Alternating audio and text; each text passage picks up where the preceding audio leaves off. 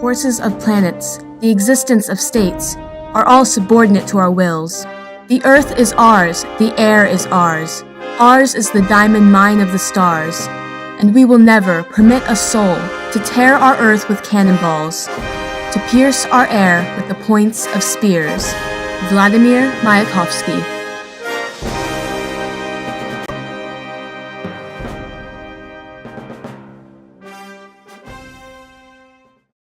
In the Russian capital of Petrograd, swarms of workers rushed onto the streets in February 1917. They rioted and yelled cries of revolution for better conditions and an end to Russia's involvement in World War I. The workers' stand causes the Tsar of Russia to abdicate and two new governments, the Provisional Government and the Petrograd Soviets, to be created. The Bolsheviks, a leftist revolutionary group led by Vladimir Lenin, favor the latter. To gain control, Lenin's Bolsheviks take a stand through revolution and sympathy for the lower class. Their work leads to communism in Russia, which is quickly a controversial topic and becomes a large cause of the long and terrifying Cold War. When the 20th century began, 84% of the people in Russia were peasants, many of which were former serfs, or slaves. Serfdom had been abolished by Tsar Alexander II in 1961, but conditions barely got any better. Many had impossible debts to pay off and little land. The majority of Russia's population lived in great poverty. Meanwhile, the upper class prospered. In 1903, the emperor and autocrat of all Russians, Tsar Nicholas Romanov II, held a 17th century costume ball as a celebration of the 200-year anniversary of St. Petersburg, the Russian capital. The Tsar's wife, Alexandria, wore a costume adorned with priceless jewels, costing a total equivalent to $10 million today. But what was splurging a little on a dress? After all, the nobles, 1.5% of the population, owns 90% of the country's wealth. The country was governed by a very small elite that didn't understand the masses of the public well. It was not well connected to them. The state didn't value human life very much on a broad scale. When you have a situation like that, the most dangerous thing that a bad government can do is make things worse.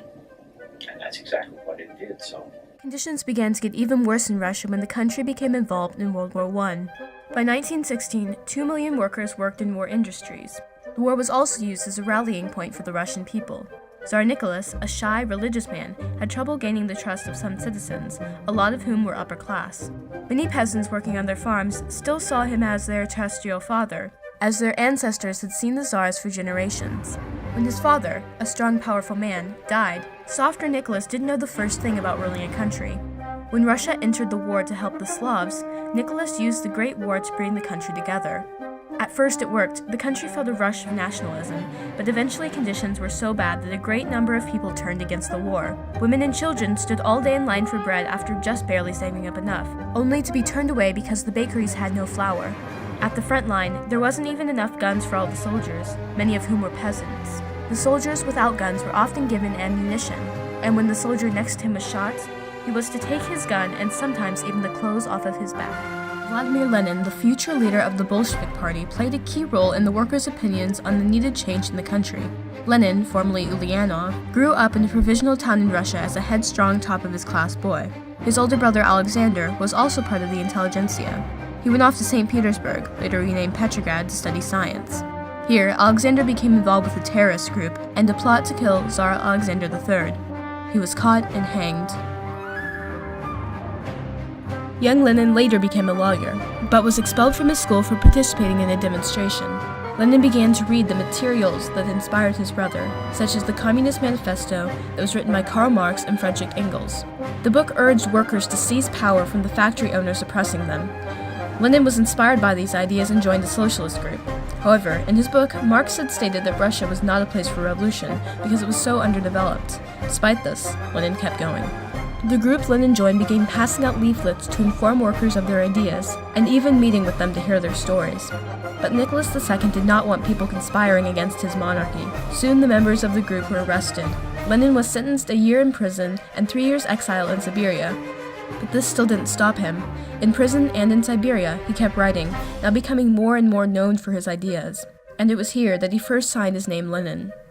After Lenin's exile was over, he joined a Russian socialist meeting in Brussels, and the group divides between the radical Bolsheviks and the group who wished for slower change, the Mensheviks. The Bolsheviks were led by Lenin. and it was the only time they were actually the majority, despite their name that meant the majority. Eventually, for his safety, Lenin again left Russia.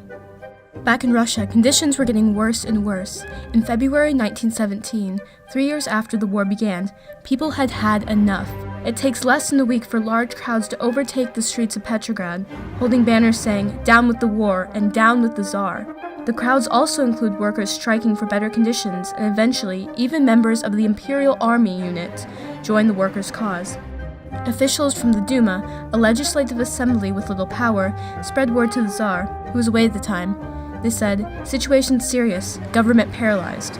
However, the Tsarina, who was unaware of the seriousness of the situation, informs her husband that the workers only wanted to create excitement. The Tsar listens to his wife and chooses not to act. Military officer Major General Gorbachev later writes, "The crowds threw stones and lumps of snow from the street. When the troops fired over the heads of the crowds as a warning, they responded with laughter. Only when live rounds were fired into their midst was it possible to disperse the mobs." The Duma continues to send messages to the Tsar, who then orders him to dissolve. Instead, they create the Provisional Committee, which will serve as a temporary governing body. Eventually, Nicholas, unable to find a person suitable and willing to take over after him, gives up his throne to end the chaos. March 2, 1917, the Provisional Committee becomes the Provisional Government of Russia. Another council also arose, the Petrograd Soviet, Soviet being Russian for council. It was a group established near the beginning of the century, operating like a local government. Members of the Soviets were elected by soldiers in the working class. The Soviets gained the right to govern along with the provisional government. Lenin is sent back to Russia by the Germans, who believe that his presence in Russia will help them in the war. During the summer months before the October Revolution, Lenin writes published articles criticizing the provisional government. Citizens are hungry and are still turned against Russia's involvement in World War I. Lenin uses this to build support for the communist Bolsheviks. He uses the slogan "Peace, Land, and Bread," and all power to the Soviets. He states, "The Russian workers brought our country's freedom at a price of their blood." The workers' demands were bread, freedom, and peace. The Bolsheviks gained power at the Petrograd Soviet by September of 1917. They established headquarters, and in early October, Lenin's associate, Leon Trotsky, devises tactics for a coup d'etat, or armed takeover of the government. Trotsky, along with Lenin and their other associate, Joseph Stalin, set up the Military Revolutionary Committee, or the MRC, in order to act as a front for the Bolsheviks and revolt in an organized revolution to take over. The Bolsheviks would stay behind the scenes. October 25, 1917, the MRC takes control of the Petrograd Soviets. Bolshevik representatives there have okayed the coup d'etat, and the Bolsheviks have taken over the Winter Palace, along with other government buildings, electrical plants, and etc. Members of the provisional government are arrested, and the Congress of Soviets are now in control. The new government pulled Russia out of World War I, solidifying the group's popularity with the workers and soldiers. But despite this, there were still army units that were loyal to Nicholas II, and the White Army became anyone who didn't support the Bolsheviks, including other countries. The Bolsheviks were known as the Red Army.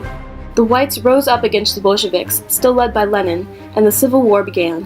The Bolsheviks won, and Russia became the Union of Soviet Socialist Republics, with Lenin as the leader of the entire USSR.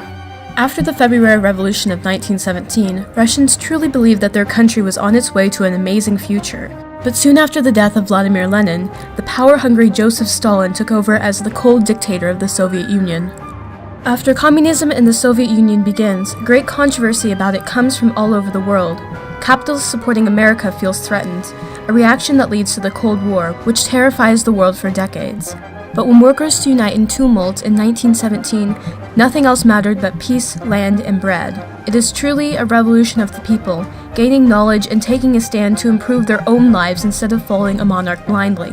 Despite the outcome, their stories will continue to be told and amaze the world.